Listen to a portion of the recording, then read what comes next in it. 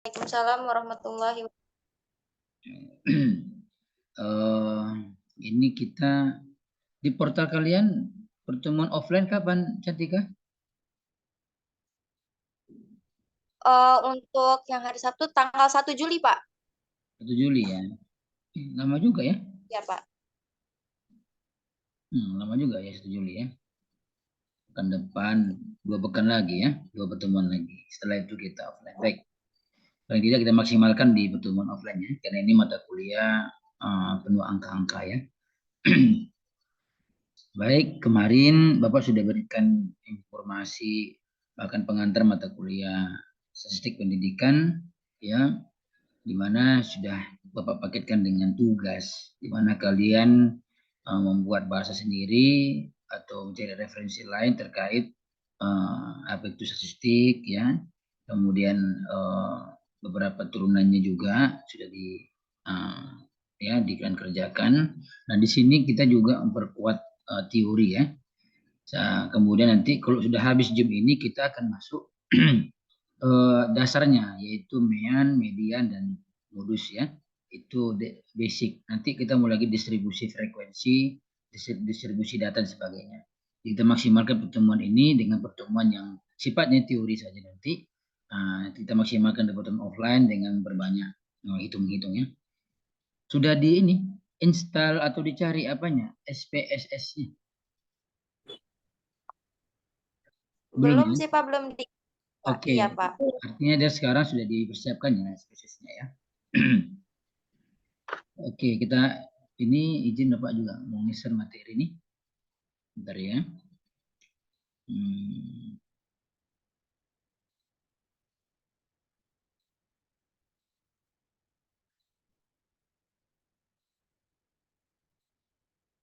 Oke. Sudah muncul di layar masing-masing. Masih loading, Pak. Oke, sudah loading ya.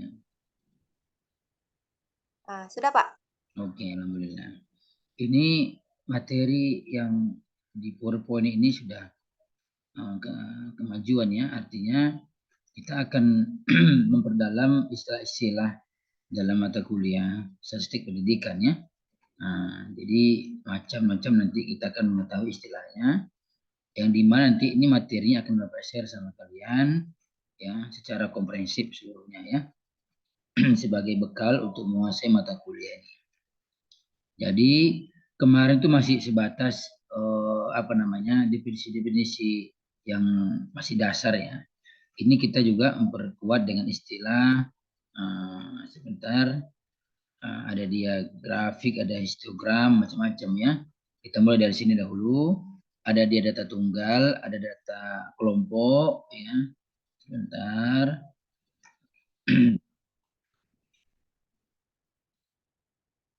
Ini dulu ya. Ini lalu ke bawah ini.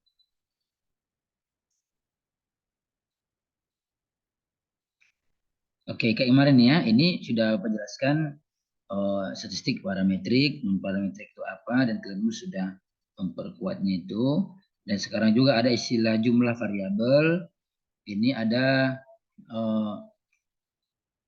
jumlah variabel itu ada analisis univariat, yaitu pengukuran satu variabel, ya, di mana ada setiap variabel itu ada masing-masingnya, ada sampel ya, dan itu harus dianalisis masing di sendirinya.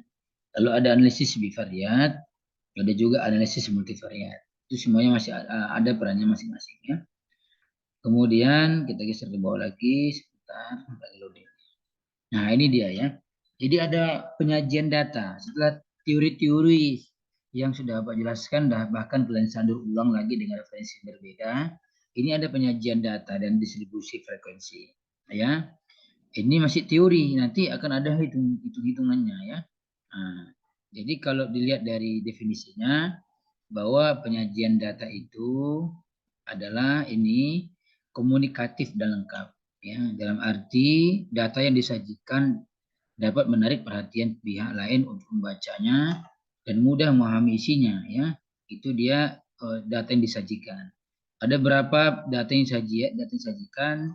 dijelaskan di sini yaitu penyajian data tabel atau daftar, grafik dan diagram. Jadi ada dia bentuk tabel, ada dia bentuk grafik, ada bentuk diagram ya. Itu sajian data atau penyajian data. Kita geser lagi ke bawahnya. Ya, masih loading ini. Oke ya, contoh tabel ini ya. Yang pertama tabel ya. Tabel adalah ya secara definisinya berisi ikhtisar sejumlah data-data informasi yang biasanya berupa huruf maupun angka. Itu tabel ya.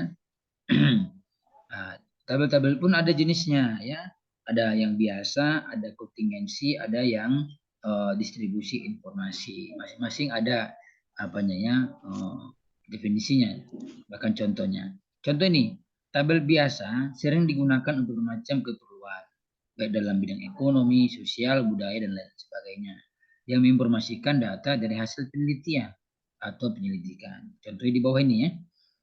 Jumlah mahasiswa bahasa Inggris per angkatan ini 2016. Nah, ini ada angkatannya, jumlahnya ini merupakan contoh tabel biasa ya, di mana ada keterangannya judul kolom, ada badan tabel, judul baris, berdata dan sebagainya ya. Nah, lalu kemudian apa tabel kontingensi? Kontingensi ini adalah tabel yang menunjukkan atau memuat data sesuai dengan rinciannya dan digunakan khusus ya. Nah, yang terletak antara baris dan kolom berjenis kategori. Nah, seperti ini ya contohnya ya. Nah, di contoh tabel kontingensi ya. Kemudian apalagi terakhir tabel distribusi frekuensi. Ini dia ya. Pengelompokan namanya distribusi frekuensi itu sudah dikelompokkan datanya dan bahkan sudah ditabulasi dengan memakai kelas-kelas yang dikaitkan dengan masing-masing frekuensinya ya. Contohnya ini ada ya. Ini kalau di istilah-istilahnya ada di sini. Ya, tekniknya pun ada, tentunya ada rumusnya membuat kolom-kolom itu ya. Bentuk-bentuk. Nah, ini ada bentuk-bentuknya, bentuk-bentuk distribusi frekuensi. Ada dia frekuensi relatif, kumulatif dan kumulatif relatif. Itu ada nih. Contoh di sini tabel distribusi frekuensi ya nilai ujian statistik UNPAP misalnya tahun 2016. Ini dia nilai intervalnya 60 sampai sekian, 64, 65. Ini frekuensinya 2 ini merupakan contoh tabel ya distribusi frekuensi relatif. Ini juga demikian, ini ada ya contohnya. Ini akan dapat share sama kalian ya. Yang penting kalian paham dahulu dengan istilah-istilah dalam statistik itu ya. Oke. Lalu kemudian tadi ada tabel, sekarang grafik ya. Nah, grafik itu ada ya lukisan pasang surutnya suatu keadaan dengan garis atau gambar. Ada juga macam-macamnya ini ya, ada histogram, poligon frekuensi dan ogif. Nah, histogram ini seperti ini dia. Sebenarnya kalau enak mengambil apa ini diagram ini bisa kita buat tabel-tabel di Excel ya. Contoh nantilah pertemuan offline kita ambil apa nih ya contohnya ya. Nah, misalnya kalian buat kolom-kolom keterangannya di Excel. Lalu di Excel itu di blok dia kemudian diambil seperti apa mau mengambilnya, diagram seperti apa? Apakah diagram batang, diagram lingkaran, macam-macam. Itu enak itu mengambil dari Excel ya. Kalau SPSS nanti pun itu sudah lengkap dia SPSS itu. Sudah muncul dia data mentahnya. Lalu kita ambil di Excel itu manual grafiknya itu bisa ya. Oke. Ada poligon frekuensi ya, grafik baris garis yang menghubungkan nilai tengah. Ada juga grafiknya kayak gini dia. Ya kayak tali-tali gitu, ada batang tadi saya bilang, ada juga modelnya kayak gini juga dia ya. Oke, ini seperti juga ada model diagramnya ya. Jelas ya. Oke. Seperti juga ini dapat nih nanti ini bisa dari apa nih? SPSS ya. Oke ya. Ini diagram. Diagram itu ada diagram batang, ada diagram ini garis ya. Bahkan diagram lambang simbol pun ada ya. Oke, bahkan diagram lingkar dan pastel pun ada. Kayak kue tar ya, atau kue apa yang dipotong-potong ini ya. Nah, ini dia contoh bagian dari diagram lingkaran dan pastel ya. Diagram peta juga ada diagram peta. Nah, ini dia peta dia cocoknya ini yang menggrafikkan atau menunjukkan suatu wilayah ya. Lalu diagram pencar. Nah, diagram pencar ini ya namanya diagram itu macam-macam bentuknya ya. Seperti ini dia. Oke. Pokoknya nanti kita terapkanlah di apa ya? SPSS. Oke. Nah, oke, sekarang kita masuk ya. Ukuran pemusatan data. Ini sudah masuk mengukur data ya. Di silabus kita itu sudah ada membahas tentang mean, ada median, modus, ada kuartil, desil, dan persentil. Ini bagian dari dunia itu menghitung dalam statistik. Tapi ini masih dasar. Masih dasar ini ya, masih dasar. Belum lagi apanya ya. Lebih kompleksnya rumusnya. Di sederhananya, kalau lihat dari rata-rata rumus mean ini adalah ya X bar, ini X bar namanya, sama dengan sigma X1 dibagi N. N itu jumlah data.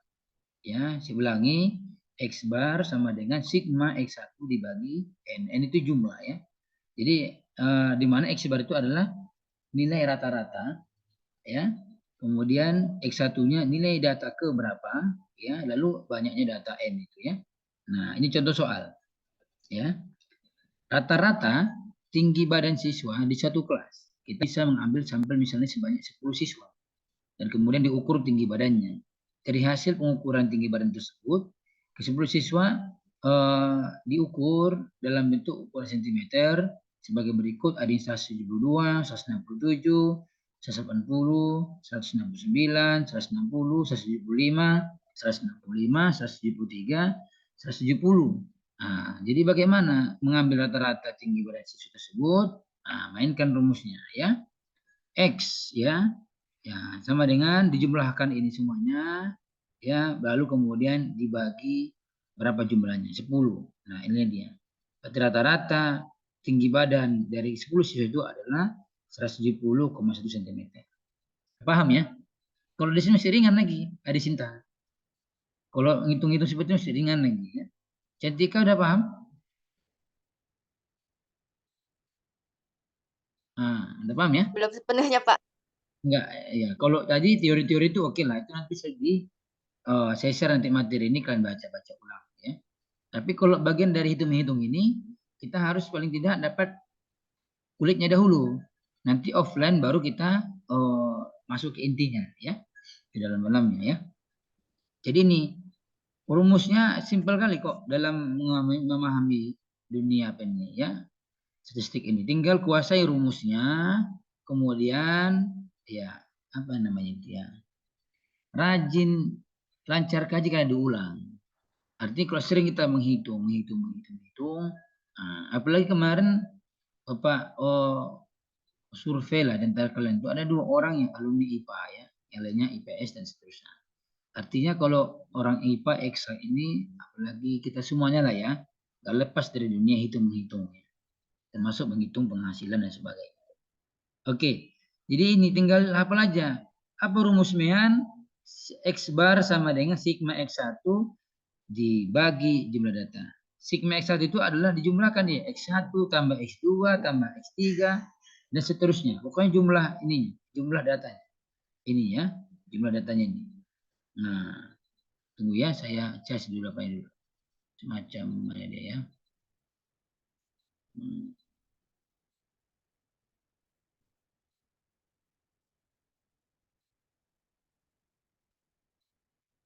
Ini lasernya nih.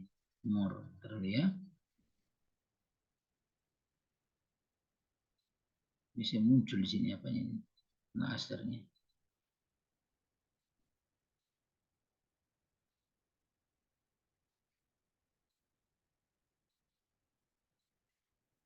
Oh ini aja.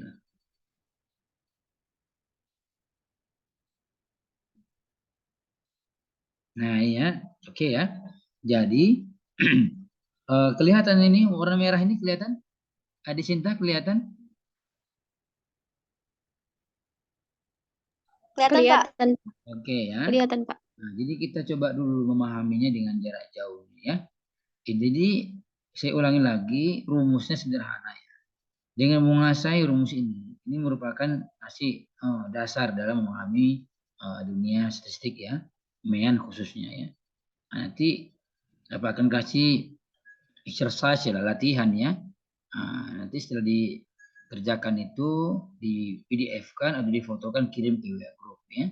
Ya, kita fokusnya nanti ini MEAN, kemudian median dan modus. Oke. Nah, jadi penting ini dulu kuasai ya rumusnya. Tinggal enak kok jumlahin saja semua jumlah n-nya ini, jumlah masing-masing ini dibagi dengan berapa jumlah angkanya ya. Bagi 10. Ada apa itu ya? Nah, atau langsung saja ya. Coba dahulu. Saya buat soal dahulu ya, saya buat soal. Boleh ya? Cantika Amelia Putri, mohon Iya, Pak. ya, mohon apa namanya disimak semuanya ya. Saya buat soal, nanti gunakan rumus ini kemudian dijawab ya, oke? Nah, oke ya. Saya buat soal seperti ini. Silakan dengar. Rata-rata nilai, saya ulang. Boleh tulis juga, silakan ditulis ya, tulis ya. Oke. Rata-rata nilai ujian akhir semester atau UAS, rata-rata nilai ujian akhir semester atau UAS mahasiswa PAI Pancabudi sebagai berikut.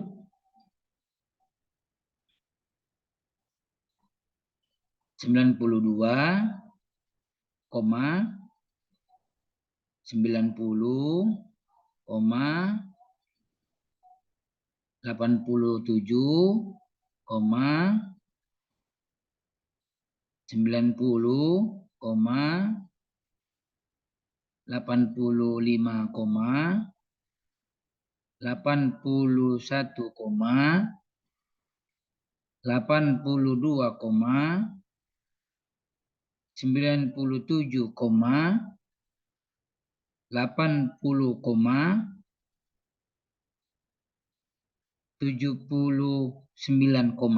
titik. Ada berapa itu Cantika? Coba hitung dulu. Ada 10, Pak. Oke, mantap ya. Nah, kemudian pertanyaannya adalah hitunglah nilai rata-rata hitunglah nilai rata-rata UAS mahasiswa PAI Unpad. Baik. Silakan dikerjakan dahulu. Bila sudah dapat nilainya, hand up ya, angkat tanggapannya, kabarkan, aktifkan mikrofonnya, jawab.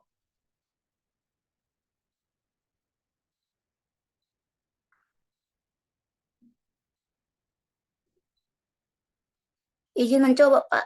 Oke, silakan. Cari. Hasilnya aja, Pak. Dijabarkan terus hasilnya aja. Jawab aja berapa jumlahnya dibagi 10, berapa nilainya? 791,9. Itu setelah dibagi 10? Iya. Berapa? 791,9.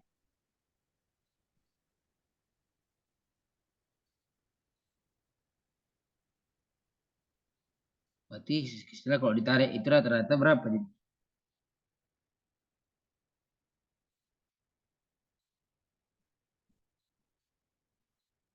Kalau dibagi 100, 7,9.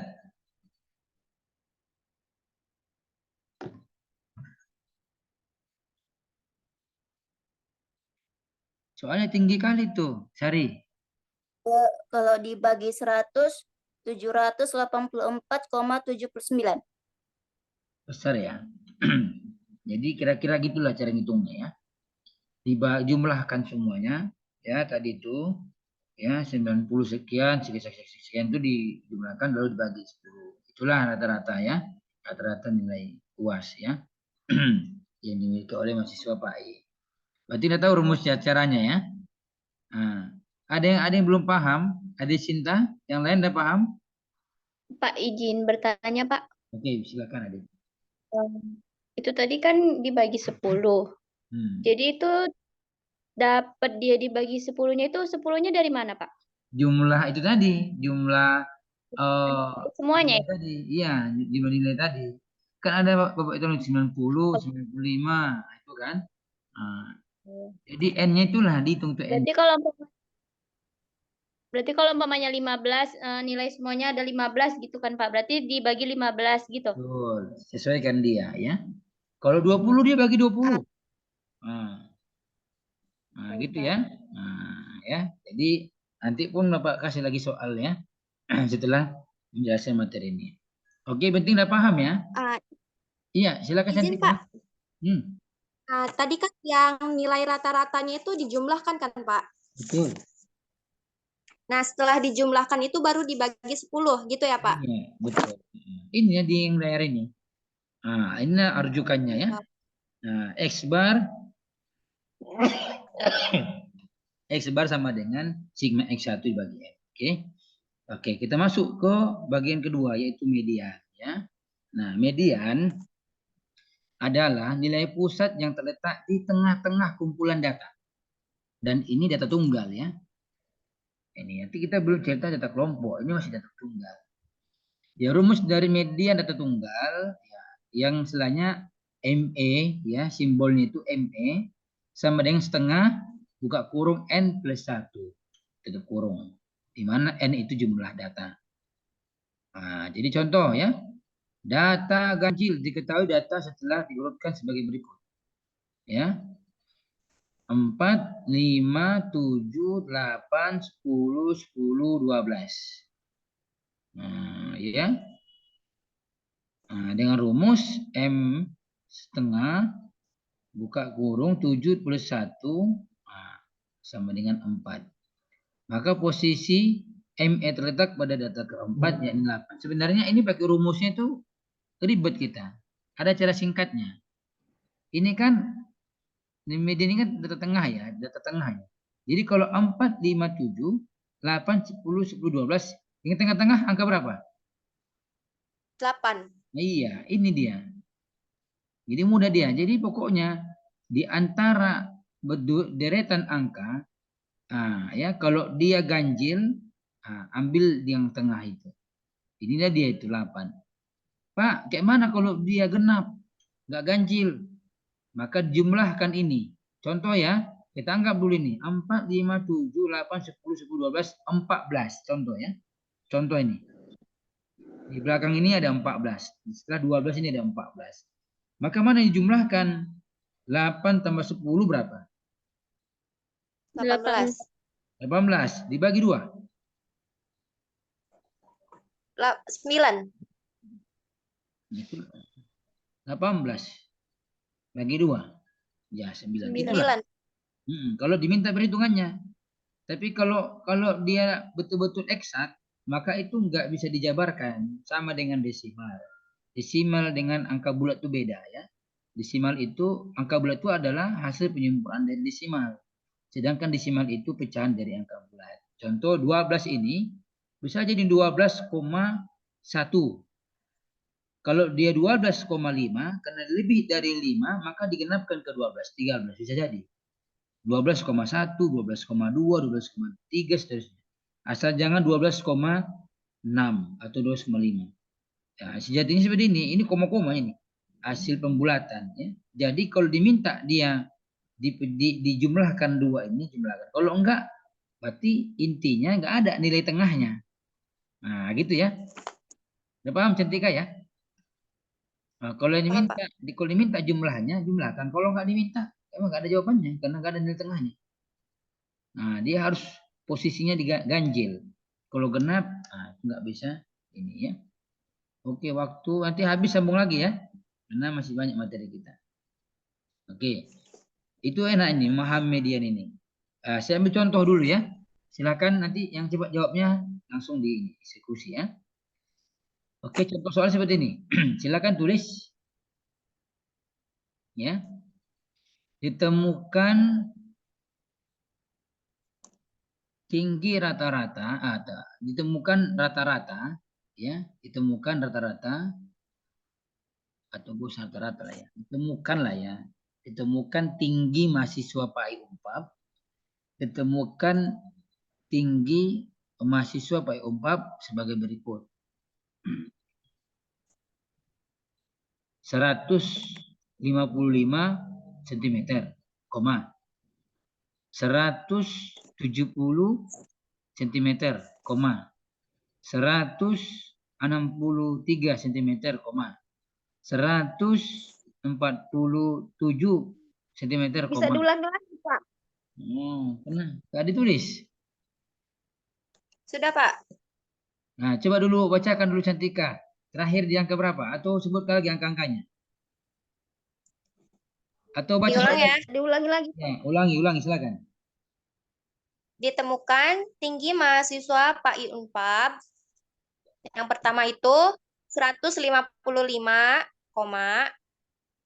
170, 163, 147, sudah Pak, baru sampai 147. Oke, tambah lagi ya. Nah, 173 titik. Nah, pertanyaannya mana angka tengahnya? Atau mediannya? 163 ya Pak? Ya, 3 cm. mudah melacaknya. Pokoknya antara di tengah itulah dia. Kalau angkanya ganjil, ya kan? Kalau N-nya ganjil, mudah mau menyebutkannya. Karena median itu kan angka tengah. Kalau diikuti rumus-rumus ini, panjang nanti. Ada jalan singkat, kenapa cari jalan ya, yang ribet ya. Nah, gitu ya mediannya. Ada paham ya? Cantika ya? Ada Cinta, ada paham? Paham, Pak. Oke, ada yang belum paham? Oke ya, insya Allah paham. Ringan kok, ini masih ringan lagi. Belum lagi yang berat-beratnya ya. Oke, nah yang tadi ada data tunggal, sekarang ada median data kelompok. Ya, data kelompok. Ya, nah, tapi ada rumusnya nih. ME sama dengan median. Ya. Nah, ini ada B, batas bawah kelas median, yakni kelas di mana median akan terletak. P, panjang kelas median. N, ukuran sampel atau banyaknya data. JF, jumlah semua frekuensi sebelum kelas median. F, frekuensi kelas median. Jadi data-data kelompok seperti ini dia itu. Bentar ya. Saya ambil dulu, kita geser ke atas. Izin dulu ya. Ke atas dulu kita. Dahulu kita geser ke atas. Ya, agak jauh ya. Terkait tentang contoh modus ya. Data kelompok. Kalau data tunggal enak dia. Tunggu satu lagi. Bentar ya. Kita ambil dulu yang contoh datanya kelompok. Ini aja ya. Ini ya. Nampak ya? Kelihatan? Kelihatan, Pak. Oke. Jadi ini 1, 2, 3, 4, 5, 6. Oke. Kita cari dulu yang ganjil ya. Ganjil itu 2, 3, 4, 5, 6. Itu 2, 3, 4, 5, 6 juga. Oke. Ini yang genap-genap. Kita cari yang ganjil dahulu ya.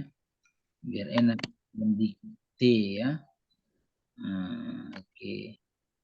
Itu 2, 3, 4, 5, 6. Ini oke. Ini contoh ya. Yang tadi saya bilang nilai ujian statistik Unpad ya tahun 2023 ya. Ini nih contohnya, nilai intervalnya nih 60, 64, 65 sampai 69, 70, 74. Jadi pertanyaannya dari deretan ke bawah ini manakah mediannya? 75, 79. Iya. Siapa tuh? Asyariah. Jadi inilah tengah-tengahnya. Nah, ya. Ini mediannya. Karena dia pasti kalau ganjil, tinggal nyari angka tengahnya aja. Nah, gitu ya. Di data kelompok, nah, pokoknya intinya tengah. Mau data tunggal, kelompok, tinggal nyari di bagian tengahnya. Oke, udah paham ya? Cari Wahyuni ya. Udah paham semuanya? Insya Allah paham ya. Oke, kita geser ke bagian modus ya. Modus ini bukan modal usus ya. Ya. Nah, modus. Nah, modus bukan juga motif ya.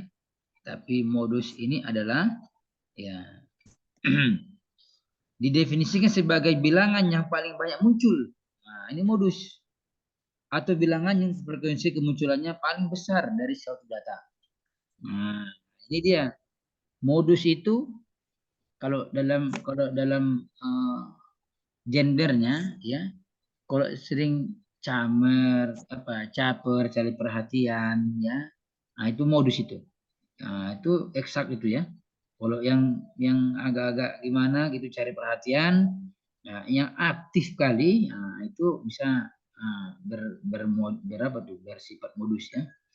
Di eksakta itu juga ya, modus itu yang paling sering muncul angkanya, yang paling caper cari perhatian angkanya ya, bahkan yang paling besar datanya dari satu data ya. Contoh ini modus yang data tunggal ya. Ada sampel memiliki data senilai sebagai berikut. 12, 34, 14, 34, 28, 34, 34, 28, 14. Jadi dari data tersebut mana yang lebih sering muncul? Yaitu angka 34. ya, karena 4 kali dia muncul. 14 berapa kali 14? 14 2 kali, Pak. Iya, 2 kali. 28? 28 2 kali. 12? Sekali. Nah, jadi karena kayak kali 34 ini sangat nonjol dia, punya modus dia ya. Nah, itulah mudah memahami modus ini ya. Yang paling sering muncul angkanya. Oke. Sedangkan modus data kelompok, jika data yang kita miliki sudah disusun dalam tabel distribusi frekuensi, maka cara mencari modus adalah dengan rumus.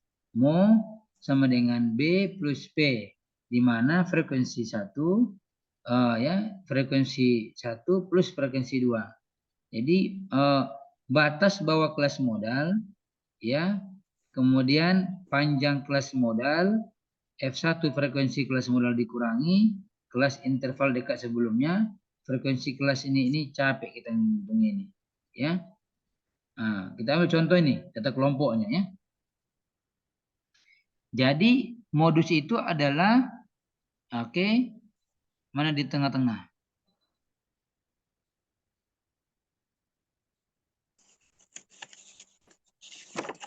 Ingat ini jadi B plus P. Nah, mana B? B adalah batas bawah kelas modal. Ini berarti ya, tengah dia ini kan. Kelas bawahnya berapa? Kita ambillah dulu 6 ini ya, 62,5. Dari mana ini? Digenapkan pun juga 63 ini. Ya kan? Betul nggak Sari? Oh, kok gitu Pak kaedahnya? Ya begitu. Nggak bisa langsung dapat 63 dia. Biar dapat dia apanya? Modusnya. Ya. Data yang sering kelompok, modus yang sering muncul di data kelompok. Nah, ya. Jadi B itu adalah batas bawah kelas modal. Yakni kelas interval dan frekuensi terbanyak. Nah, ini dia. Kenapa dia diambil tengah ini? Karena paling banyak dia 10. Nah, ini yang kedua ya. Selain dia di tengah, dia juga banyak 10. Oh Pak, apakah selama di tengah itu banyak? Enggak juga. Bisa saja mungkin 10 di atas. Bisa 10 di bawah. Suka-suka hati orang tuh yang buat data ini. Ya kan? Yang penting dia definisinya adalah batas bawah kelas modal yang paling banyak dengan frekuensi terbanyak. Ini dia. Ya 10. Oke? Paham Sari? Sari? Ade? Kurang, Pak. Pak,